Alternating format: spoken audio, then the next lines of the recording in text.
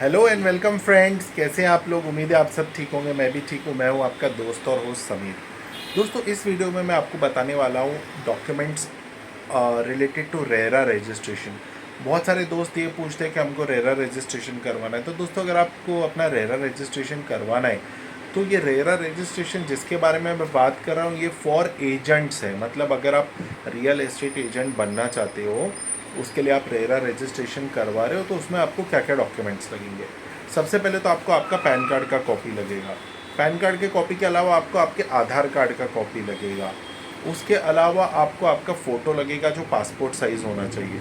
अब दोस्तों, मैं जब रेरा रजिस्ट्रेशन कर रहा हूँ लोगों के लिए, तो लोगों की एक क्यूरी ये आती है एग्ज़ाम से रिलेटेड।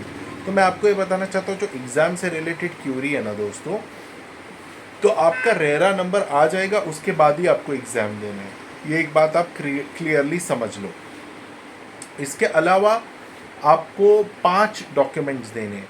एक है आपका लेटर हेड का फॉर्मेट, एक आपके रिसिप्ट का फॉर्मेट, एक क्रिमिनल डिक्लेरेशन, एक इनकम टैक्स रिटर्न्स या उसका डिक्लेरेशन, और एक अंडरटेकिंग टू राइट एग्ज़ाम। अगर ये 5 डिक्लेरेशंस अगर आपसे फॉर्मेट्स आपको चाहिए तो आप मुझसे कांटेक्ट कर सकते हैं। ये 5 फॉर्मेट्स आपको ऑलमोस्ट 750 रुपीज़ में मिल जाएंगे, सिर्फ फॉर्मेट्स आपको चाहिए तो। और इसके अलावा आपको देना है इलेक्ट्रिसिटी बिल का कॉपी, और आपको देना है रेंट एग्रीमेंट का कॉपी अगर आप रेंट पे रह रहे हो तो। अब एक चीज़ जो मैंने बहुत ही अनोखी अभी एक्सपीरियंस किया वो ये है कि मैंने एक पर्सन के लिए, क्लाइंट के लिए रेरा का एप्लीकेशन कर रहे थे हम। उसमें हमने उनका रेंट एग्रीमेंट डाला जो 100 रुपये के स्टैम्प पेपर पे था, जो नोटराइज था।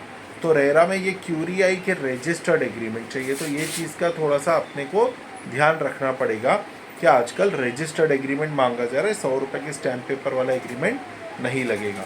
दूसरी बात, कई बार ऐसा होता है कि हम जो मकान या दुकान रेंट पे ले रहे हैं तो इलेक्ट्रिक बिल पे किसी और का नाम होता है और रेंट एग्रीमेंट हम किसी और के साथ एंटर करते हैं। जैसे हो सकता है कि जिसने वो दुकान लिया हो, उस दुकान का मालिक हो, उससे पहले के ओनर का नाम इलेक्ट्रिक बिल पे आता हो, तो ये चीज़ नहीं चलेगी। तो आप दुकान भाड़े पे लेने से पहले ये चेक कर लें कि जो दुकान का मालिक है उसी के नाम पे इलेक्ट्रिसिटी बिल आ रहा है या नहीं। ये बहुत इंपॉर्टेंट चीज़ है।